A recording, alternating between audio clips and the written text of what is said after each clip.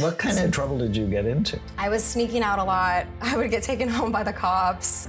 My friend James stole his parents' car, and we went and found an abandoned house, and we were drinking in the abandoned house. And what do you know, the cops came and took us home. I would be out past curfew, cops would take me home. I was sneaking out. One time I got taken home by the cops, and my dad didn't even know I was gone. He answered the door and he was like, I thought you were sleeping. What? So it was a consistent theme for me. Every day, you are making your brain better, or you are making it worse. Stay with us to learn how you can change your brain for the better every day. I'm so excited to welcome to the podcast Kristin Cavallari, who is an influencer, reality TV star from Laguna Beach and the Hills. She is an entrepreneur and shifted from sort of an unhealthy lifestyle, we'll see if we see that on her scan, to a healthy lifestyle. We're gonna look at her brain. I'm so excited to share this with her. Hi, I'm Dr. Daniel Lehman. I've experienced firsthand the powerful impact that proper supplementation can have on your brain, your body, and your mind. That's why I founded BrainMD. Our formulas are scientifically created from decades of clinical research designed to help you think clearer, feel better, and improve every aspect of your health.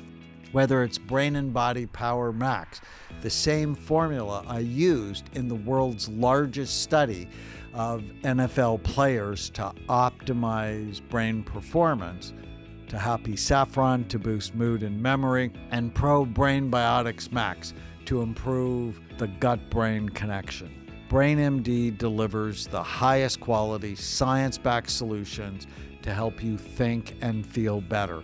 Tana and I take many of our products every day. And as a special offer, just for our listeners, you can save 20% on your next order. Visit brainmd.com and use the code podcast20. With a better brain, always comes a better life. Thank you so much for doing this with us. Thank you. So we have a big mission. We want to end the concept of mental illness by getting people to fall in love with their brains, right? So what if mental health was really brain health? And I read your history. I reread it this morning. I've looked at your scans. I've looked at your testings. I sort of have a good idea. Okay. Tell me your goal. Yeah. What would make this important for you? For me, it's really about optimal health. Everything I do, I live a very healthy lifestyle with everything I do. And I always like to just have the knowledge so that I can be preventative with everything I'm doing. So there isn't one specific thing that I'm looking for. It's more just, if there is something, I want to get ahead of it. Okay. And what makes you curious to look? That's a good question. Well, I definitely did not take care of myself in my teens and my early 20s. And for about the last 13 years, really since I became pregnant for the first time, it's when I kind of switched and health became the most important thing to me. And I'm kind of curious if my partying has left an impact on my brain, and or if the things I've been doing the last 13 years have also played a role. And if in fact you can, and I know you say this, you're not stuck with the brain you're given, or you're not stuck with the brain you have. And so I'm curious what my brain looks like after taking care of myself all of these years, if in fact it's played a crucial role or not. That's a great question. We're going to find out. That's a great question. Okay, so you're here to see if there's any lingering toxicity. Yeah, basically. Because it was sort of toxic. It was? Oh, no, just my life. Your history. When I read your history, I'm like, it is. She's living a really healthy lifestyle that mitigates something. But it was a little bit on the crazy side. It was. Now, the one question I have, in fact, I have to go to it because I was like, what is this? Oh, no. I'm like, it was under, so you want to keep your brain healthy or rescue it. You have to prevent or treat Right. the 11 major risk factors that steal your mind. And we know what they are. And the mnemonic is bright minds. So those are the 11 risk factors. So B is for blood flow. And we'll look at the blood flow in your brain. Okay. R is retirement. Is aging. Does your brain look older than you are? I is inflammation. G is genetics, what runs in your family. Cool. And there's some stuff. And H is head trauma, right? And were married to a former NFL player. We've seen lots of NFL players, and the answer is no, football's not good for your brain. Yeah. Right. The T, though, is toxins. And there were some toxins in your past. But the question I had was actually in head trauma. And you responded with, did things purposefully to lose consciousness? Oh my gosh. Yeah. And I want to know more about that. Oh, this is awful. When I was in 5th grade, so this is a long time ago, it was cool to make each other pass out. I don't even remember exactly, but it was something where you'd go like this and take a lot of breaths in, and you would literally pass out for, I don't remember if it was 5, 10 seconds, whatever it was, but I probably did that a handful of times at school, at recess. This is what all the kids were doing, which is insane. So yeah. So you would hyperventilate to the point where you would pass out? That's so interesting. Yeah, it's idiotic, really. Yeah, no, I mean, it's not given smart. Your brain is the most oxygen-hungry organ in your body. Yeah, I know. Now that I'm a mom, I'm like, the stuff that I did, why? Talk to me about the drug use when you were young. So when did that start? I started young. I started smoking pot in 8th grade. My first time doing cocaine was my freshman year in high school when I was 15. And then from there, it was recreational, but it happened frequently until I was about 23. Now, you're the mother of 3, right? How old are the kids? 12, 10, and almost 9. And so now you're a mom. Tell me what was going on with you that you started smoking pot in 8th grade. So my family dynamic growing up was difficult. Moved around a lot and basically moved around for my dad's job. Was born in Colorado, moved to Connecticut, moved back to Colorado, moved to a suburb in Chicago, which is where I started smoking pot. I was living with my mom, my stepdad, my stepbrother at the time. My real brother and my dad were living in Laguna Beach.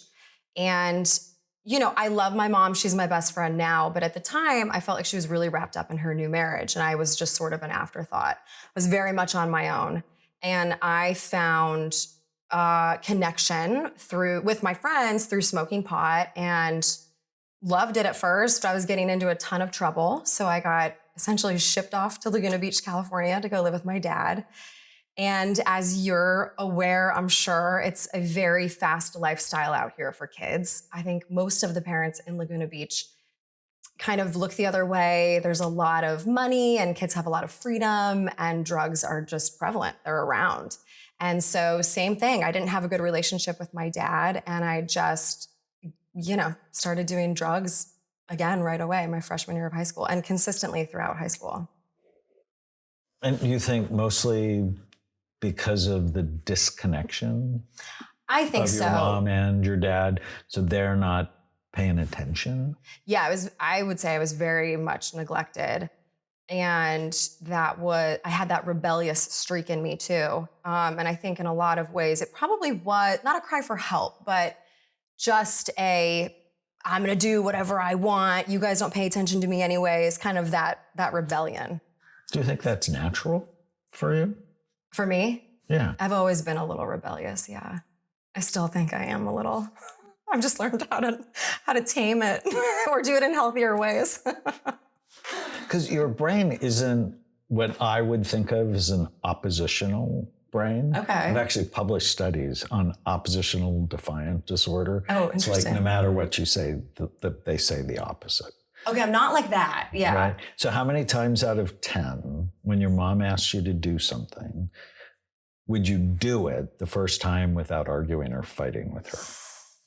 Oh, you know what? I don't even remember. I don't remember ever. I don't think that was ever an issue for me of parents not being able to get me to do something. It was more just, I was in school for the social scene. That's where I found my identity because I didn't have an identity really at home. So it was more, this is where I kind of blossom and come to life is, through the social aspect.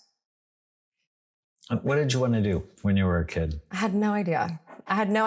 And then in high school, I think really with my dad's influence, I wanted to go to school to study broadcast journalism and sort of work my way into the entertainment world through that route.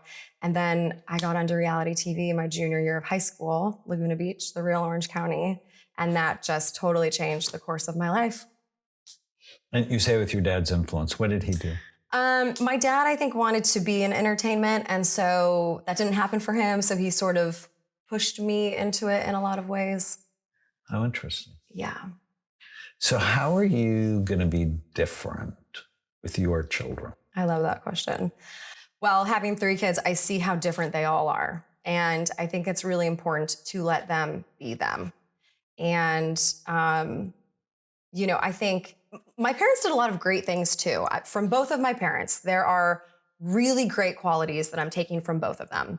And then there are some really bad things that they both did too. And so I will say I'm excited to take what I appreciated and do that with my own kids. I actually cut my dad out of my life a few years ago. He's your typical narcissist, and I finally had enough. But he still was able to instill a lot of great wisdom in me. He's very spiritual.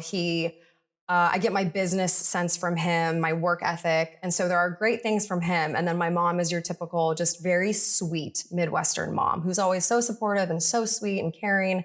Didn't really push me in a lot of ways or encourage me, but just was always supportive. So I kind of want to blend the two for my children. And I think the most important thing for kids is support, love, and just being there for them. So that's what I'm going to do with my kids and not push them in any one way direction, but also encourage them to try different things. Supervision is really important. Supervision. Knowing your frontal lobes aren't developed until you're about 25 in girls, more 27 in boys. Oh. And so early drug use, just a bad thing. Yeah. Now, you can mitigate it, and I think you have. I'll show you in a second. Okay, good. But I think it sounds like you didn't have good enough supervision, right? And not punitive. Yeah. But if you're smoking pot and nobody knows it. Oh, my mom knew. And she didn't care? No, she cared. I just don't think she knew quite what to do with me. She read my diary, which I think that was traumatic in itself. Is that why she sent you away? That's probably on my brain assessment. Is that why she sent you away? Right, yeah, I think so. She knew a little too much. What kind of trouble did you get into? I was sneaking out a lot. I would get taken home by the cops, just smoking pot, drinking. Taken home by the cops for? Well, one time, this is so ridiculous. My friend James stole his parents' car. And we went and found an abandoned house, and we were drinking in the abandoned house. And what do you know? The cops came and took us home. Stuff like that. Which, by the way, I consistently got into trouble in high school, too. It didn't just stop once I moved to Laguna Beach. I mean, I would be out past curfew. Cops would take me home. I was sneaking out. One time, I got taken home by the cops, and my dad didn't even know I was gone. He answered the door, and he was like, "I thought you were sleeping." What? So it was a consistent theme for me. Sounds like they were distracted. A little bit. Yeah. But when because one of the questions we asked was, on a scale of 0 to 10, how many bad things happened to you as a child? And you answered 0 on that.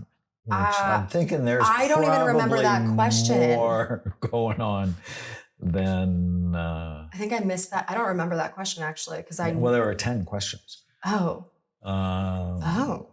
So, and your hope score is really high, which is great. Good. Right. And you actually score really well. Okay, good. So there we go.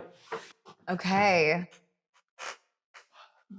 So this sort of looks at the major psychiatric stuff. And it's like, oh no. Okay, that's good. Yeah. And you're good at reading faces. That's what this one is. Okay. And you tend to read positive faces faster than negative ones. So people have a lot of childhood trauma. Interesting. They're suspicious. Oh, okay. Because a lot of bad things happen. Yeah. Right? Like my wife, on a scale of 0 to 10, she's an 8. Wow. And she's yeah. really good at reading faces. And I'm like, oh, I have tools to train that. Just, why would I want to do that? She's like, no, I'm keeping my suspiciousness. That's hilarious. Emotionally flexible, which means if you get your feelings hurt, you can let it go. Yeah. Not stressed, not anxious, not depressed. Yeah. Memory could be better. I'm not surprised. Could be better. Yeah. Actually, your short-term memory is awesome, but your that makes so much sense to me. I feel like I've blacked out my childhood. Yeah, so maybe there's more trauma. Yeah. I mean, there's a reason. There's trauma for sure. Smoking pot and doing cocaine. And yeah. It's probably the rational part of you is like, it's probably not a good thing for me. Yeah. Right? But if you're blocking pain, that's the way to do it. It's just. That makes sense. I don't suggest it. Yeah. Your focus is awesome. Your planning is good. Processing speed could be better. This is cognitive flexibility. Shifting attention could be better. You're a really positive person. I am. This so protects you. Good. I've had to train myself to be like that. And you can. Yeah. I mean, that's sort of the cool thing is you can. And you're resilient and you're social. So what can we do to get your memory better? So that will help. Okay. And then, so we do a study called SPECT, and SPECT looks at blood flow and activity, looks at how your brain works. And it basically shows us 3 things: good activity, too little, or too much. Okay. And then my job is to balance it. Okay. Right? If it's too low, how can we strengthen it? If it's too high, how can we calm it down? Okay. And I want you to pay attention. So here's an example of a healthy scan. We're looking underneath the brain. It should just be full, even, and symmetrical. Okay. Here we're looking down from the top, sort of looks like a flat sheet. It's smooth. That's what we want yours to look like. Okay. And past drug abuse sort of wrinkles the sheet. So we'll look. Here, blue is average activity. Red is the top 15%. White is the top 8%. White's like the super active parts, which should be back here in the cerebellum. Okay. I see your cerebellum's healthy, but you have some other spots. So, okay, wrinkled sheet. So the past substance abuse, if you wouldn't have sort of got serious, this would be so much worse. Really? I mean, I have drug posters in 100,000 schools, prisons, hospitals around the world, and they're moth-eaten. Wow. So odds are when you were 22, your brain looked awful. Wow. And even now it looks older than you are. Really? So let's get it to look as beautiful as you are. Okay. Let's get it to be even better. Okay. But you just see the bumpiness. Yeah. I don't like that. I don't like that either. And it's why if your kids are not doing their homework, being less motivated, drug test them. Oh, if you were my child, I'd have drug tested you. I'm like, we're not okay with this. I know. I adopted my 2 nieces because both their parents are drug addicts. Oh, wow. And when the older one was 16, I caught her vaping and I grounded her for 6 months. Oh, wow, good. And I'm like, no. I know. You come from addiction. Yeah. You need to be on an addiction prevention program every day of your life. Yeah. And she's writing 10-page papers on the impact of vaping Oh, on I the love brain. it. There you go. And we got really close because she couldn't go anywhere. Yeah, exactly. And now she's a pre-med student at Oh, UCLA. wow. That's amazing. Yeah. And I worry about her a lot just because of the genetic pull. Right.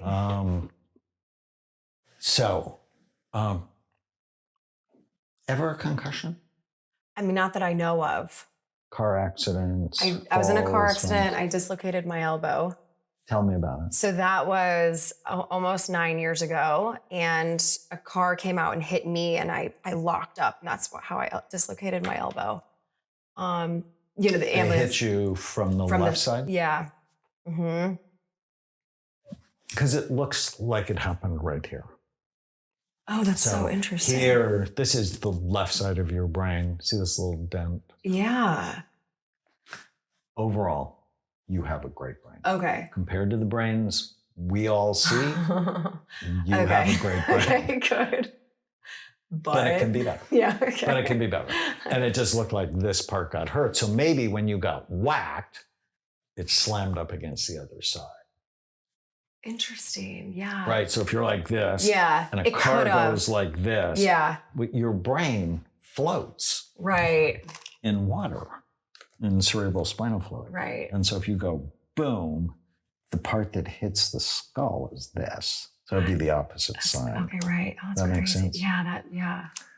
Wow. And memory is right there. Oh, wow. Long-term memory. It's a part of your brain called the hippocampus, Whoa. which is Greek for seahorse. And every day your brain makes 700 new stem cells or baby seahorses. Oh, wow. And so that's why alcohol kills them, marijuana kills them, Right. cocaine kills them, chronic stress kills them. Yeah.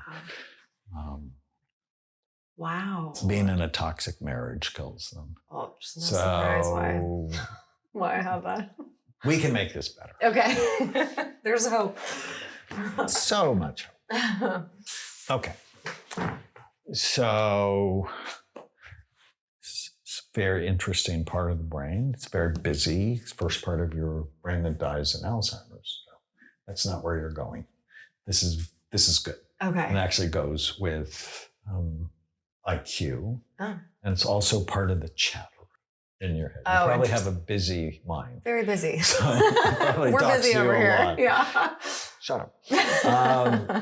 Give your mind a name so you can begin to just separate from the noise. I like that idea. I don't know what name you might give your mind. But I'm going to figure it out. I don't know. not Kristin. I named mine after my pet raccoon.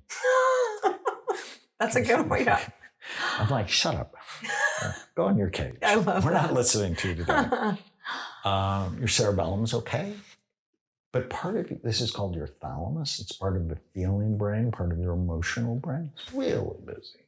Oh, wow. And so I wonder if there's some past trauma that you're holding on to. And I saw there was some sexual stuff early. Mm-hmm. Was that significantly stressful to you? You know, there were two. One was more emotional. One was physical, both with family members. And so, yeah, I think in a lot of ways, I didn't deal with it though. When I was younger, I've had to kind of deal with it as an adult. How old were you? First one, freshman year of high school. Second was sophomore year. Well, kind of started fifth grade through sophomore year of high school with one person. That one was more physical. The one that was more emotional was my freshman year of high school. Part of the reason I moved to California. And you've actually done a lot of hypnosis. Yes. I love hypnosis. I'm obsessed with it. Before I became a brain imaging person, it was a huge part of my practice. And I still do it and love it. I love it. And you've also done some past life regression stuff, which I think is so interesting. Yeah, I love that stuff. Yeah. I actually did scans before and then during a past life regression. And that's the part of the brain that lit up. Oh, cool. Oh, that is so cool to me. I mean, we have this life trauma, so we don't have to go. We've got enough. was it the Indians in Right. the 1860s? To go try to heal every life seems like a lot.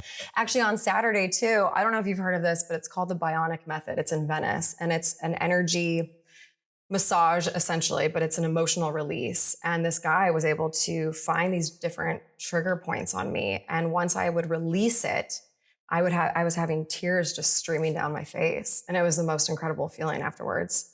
I've done Bufo, DMT. And during that, which I know we don't like drugs, but this was more for a spiritual, it was more of a spiritual, what's the word I'm looking for? Ceremony. And I did it right when I found out my divorce was final, actually. And the whole time, my arms and my legs were really tingly, and I was going like this the whole time. And afterwards, the shaman said that's emotion quite literally trying to leave your body.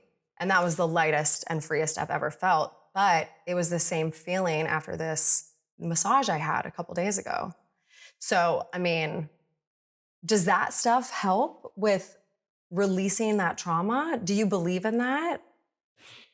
Well, it's not that I don't believe or not. I worry that it has more side effects than necessary. Oh. And I, as a psychiatrist, I get to see the fallout of bad trips. And I'm like, well, what about EMDR? Because EMDR does the same thing. Right. Have you done EMDR? I haven't done that. Because that could actually be really helpful. That's for interesting you, to me. because it's often a huge release, but you actually connect to the original traumas. And they get released. Yeah. Right? As opposed to we just talked about it, you get re-traumatized by it. Right. And if we talk about it while you do the eye movement, it tends to come up and then dissipate and not come back. So That's I've been a interesting huge fan of EMDR. I get worried about psilocybin, especially because I've seen this party before. Yeah. Right? In the 80s when I trained, Xanax came onto the market and it's not addictive and it's mommy's little helper. Yeah. Now look where we are. No, it's terrible. It's terrible. Right? Once you start it, you can't stop it, and it increases your risk of dementia. Yeah. It's not good. And then in the early 90s, alcohol is a health food. I know. And I'm like, no. I know. And it increases the risk of 7 different cancers. And it is the #1 reason that'll get someone into my office. Because they drank and they took the decision maker on vacation. And then they made bad decisions. They said something they shouldn't. They did something they shouldn't. I'm just not a fan of alcohol at all. That's interesting because I'm not a big drinker at all, but I will drink from time to time. But lately I've just been I want to cut it out completely. Well, I feel like my body's the actually American Cancer Society came out against any alcohol because any alcohol is associated with an increased risk of 7 different types of cancer. Yeah. Plus your microbiome, the 100 trillion bugs you have in your gut, alcohol kills them. Yeah. What about psilocybin? That's interesting because... So I'm getting there. Okay. And then it was pain is the 5th vital sign. And it's your doctor should give you opiates. And Purdue Pharma and their masterful marketing campaign created this opiate epidemic that has killed 700,000 people in the last 20 years. 191 million prescription for opiates. And opiates help your pain and then make it worse. Right. Because it pisses off the white blood cells in your body and they go to sleep and then they come back angry. And it's not good unless, of course, short term after surgery or something, but not long term. And then marijuana is innocuous, which is a complete lie. Right? It didn't help your brain develop. No. Right? No. And, your brain's undergoing this wild development and you're like, oh, it's just marijuana. Yeah. And no. And I think psilocybin's going to go the same way. Interesting. See, I had girlfriends trying to convince me to do a psilocybin journey with them. And I would commit and then I would pull out and then something was telling me not to do it. And it's been a year now. And I finally just said, I think I'm going to sit this one out. You guys go ahead and do it. I'm not doing it. Yeah, you got to ask yourself why. What's my goal and what's the payoff? Right. And it's not legal. Right. I mean, there is there's that too. Right? It's not legal. And all the research on it, there's less than 1,000 participants in the research. Oh. It's not what is being portrayed. Right. When they talk about it, it's like there's 25 people in this study, 50 people in that. And so I'm like, tell me all the studies, right? Because I want to be informed. Yeah. But not very many people. I just feel like I've seen this party. Well, so before. Let's say you have this trauma. How do you get rid of that? So you've already found hypnosis incredibly helpful. Okay. Right? Yeah. I would add EMDR for it. And the cool thing about EMDR is like, no matter where we start, let's say we start with you had a blow up with one of the kids and you felt bad, whatever. Okay, go with that. Have your eyes go back and forth. Imagine yourself on a train. And let's go back to the first time you felt bad like that and see what it's connected to. Wow. And okay. With the drugs, it's sort of like magic. I'm not a huge fan of magic. Yeah. I want to know why and so not a fan of ayahuasca. I've never done it. I'm not going to do it. I'm just curious. So Will Smith.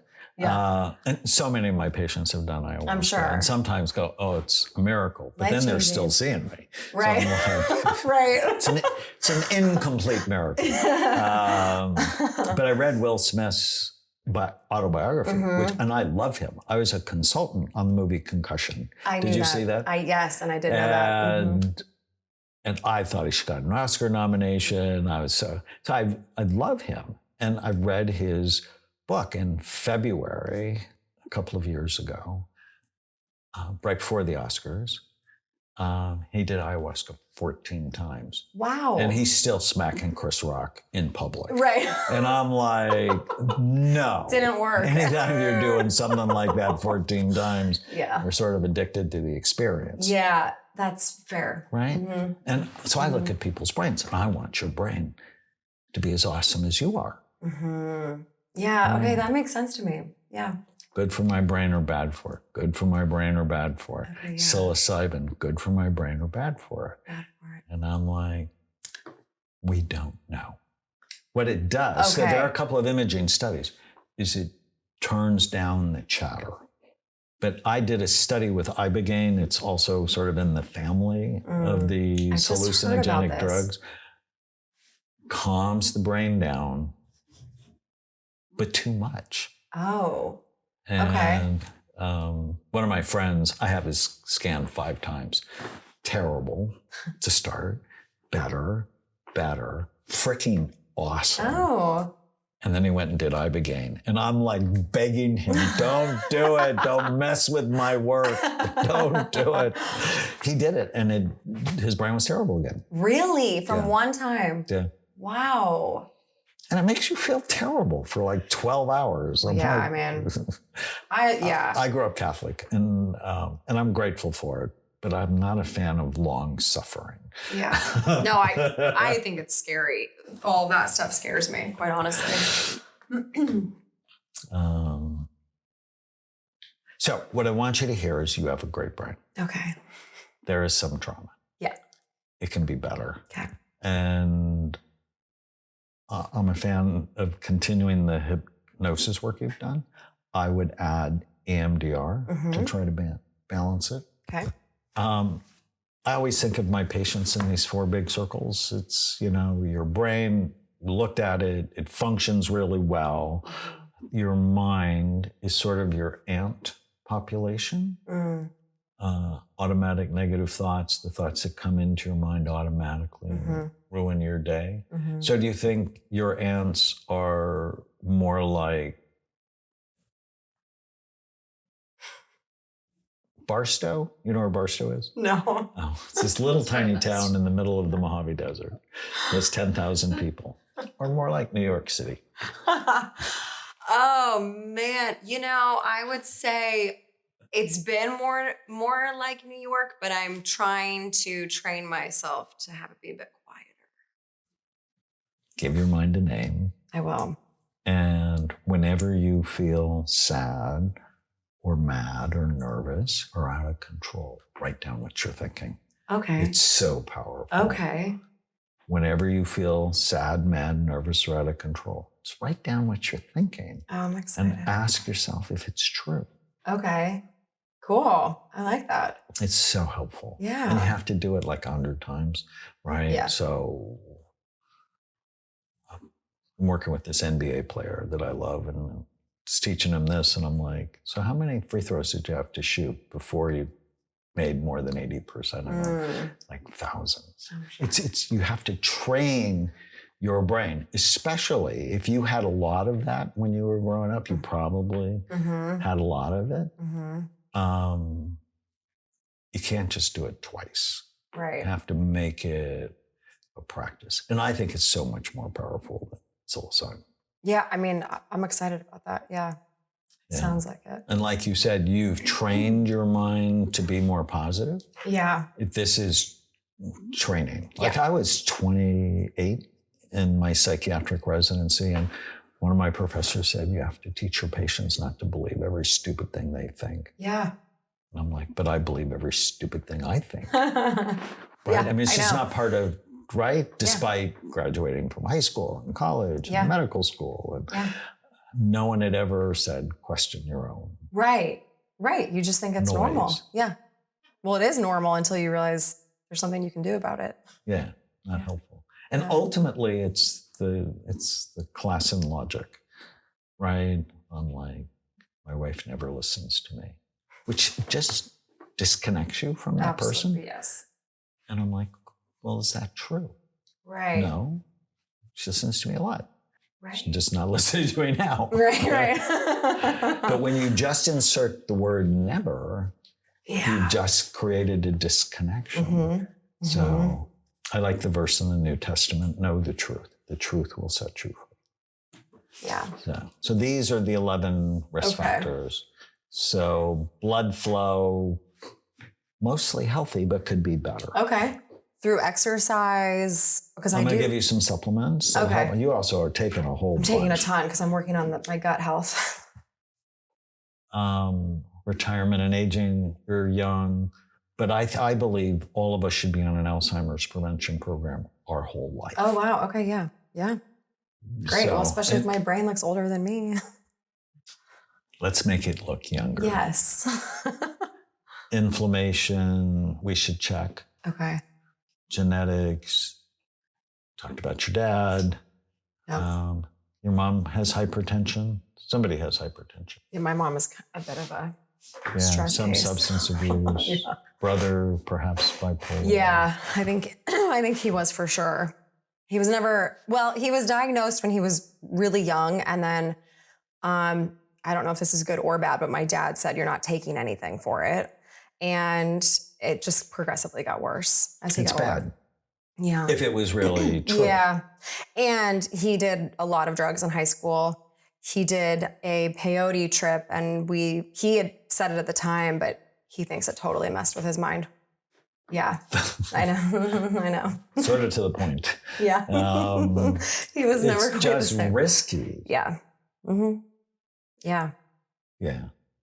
I think that's why I never did drugs, because I'm like, why would I you're smart. Be out of control? You're smart. Why would I think it was 10th grade, and one of my best friends goes, oh, let's smoke this pot together. I'm like, are you insane? That's, I hope my kids are like you. So I think what you want your kids to do. What? I think that's what you want your kids to do. Of course. Like, are you insane? Of course. Do you my love oldest. your brain? I mean, I didn't know that I should love my brain. Right? Well, right. It's not something you think about when you're came young. A lot later. Yeah. My oldest, I think, he says he never wants to drink or do drugs, which is great. I think just because he's seen other people around him and he realizes what they do. Well, and you have to ask yourself, why did Tom Brady play a brain damaging sport until he's 45. Well, if you read his book, TB12, he did everything else right. Yeah. Yeah. Which I want to talk to you about too. Just because my oldest is playing football. I want to know what things I can be doing to help him out. Golf is good. Great. I'll suggest that. Tennis Yeah, is okay. terrific. Great. Table tennis is Perfect. the world's I'll get him best into that. Yeah, brain great.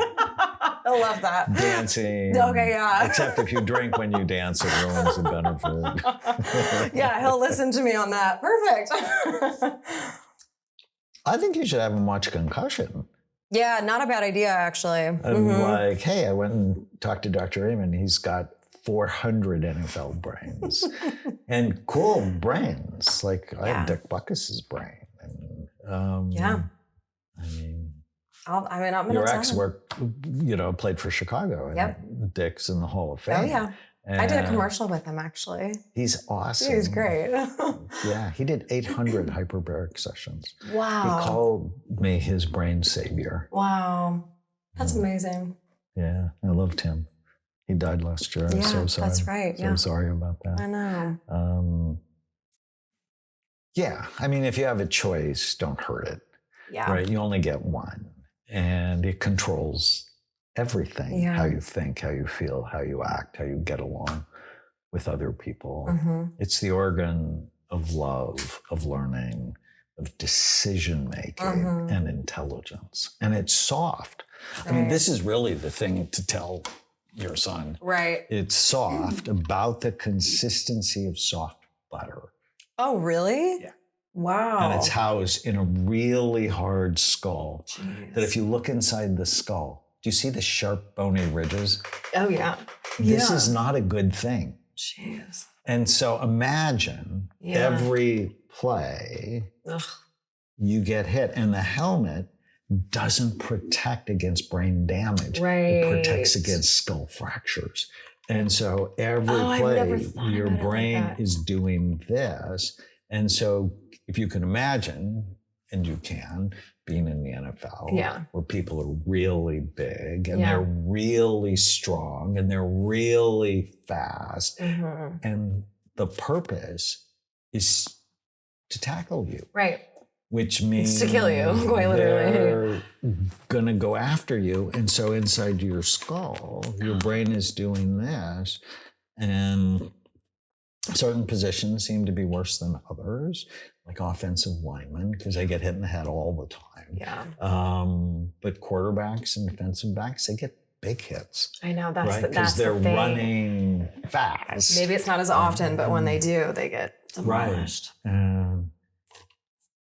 If you damage sense. your brain, you damage potentially the rest of your life. Right. But I have active players. One signed an $80 million contract. And I'm like, if you're going to play, you have to do everything else right. Yeah. Right? It's like, you have to read Tom Brady's book because he did everything else right. Went to bed, didn't do drugs, ate clean. Right. No alcohol. No alcohol. Good supplements. Yeah. All of it. Okay, yeah. Okay. So. That's what I'm going to tell my son. And is your son big and strong and good and all those things? He's in 6th grade and he's very little. And because our school is so small, we don't have a junior varsity team. So he's playing against 6'5", 6'4", 8th graders. And he's half their size. Yeah. So I think it's okay to say no. I know. They just pulled him out. The last game he didn't play because they were worried about his safety, which they should be because he's so small. So hopefully he's not going to play the rest of the season. Yeah. I think it's okay to try to get him interested in other things. Flag football. It's a gateway sport. I know. So I was at a conference in Orlando, Florida, the Future of Medicine conference, and a billionaire there I was friends with, he said, my son really wants to play. What would you say? No. But he really wants to. Yeah. But he really wants to. And I hired him, like an ex-NFL player, to be his coach. said he really wants to. What if he said, Dad, I really want to do cocaine? Because the level of damage is about the same. Ah, that kills me.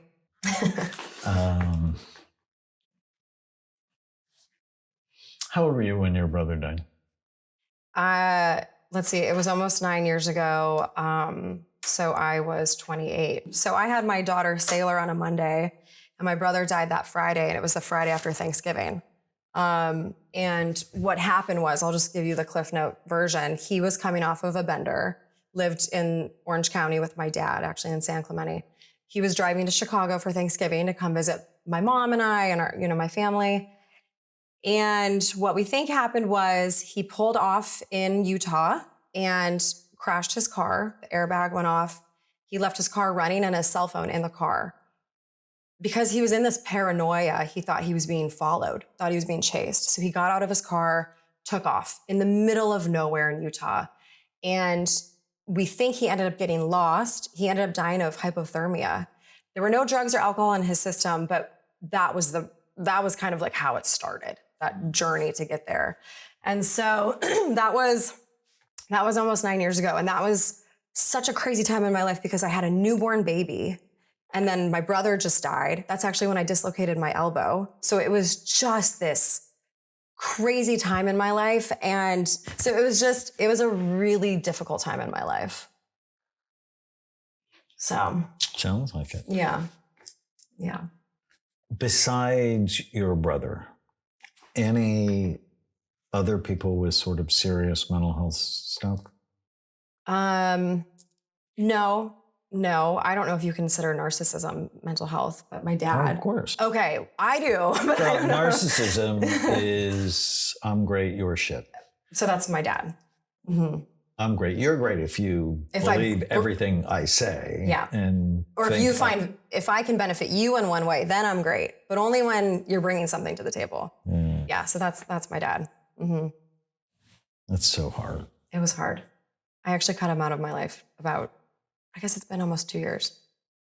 2 years ago. So he got physical with one of my boys. I read this saying, I'm not sure if we posted it, but don't let your family of origin ruin the family you're creating. So I love that. That's ultimately what I did. Yeah. So, yeah.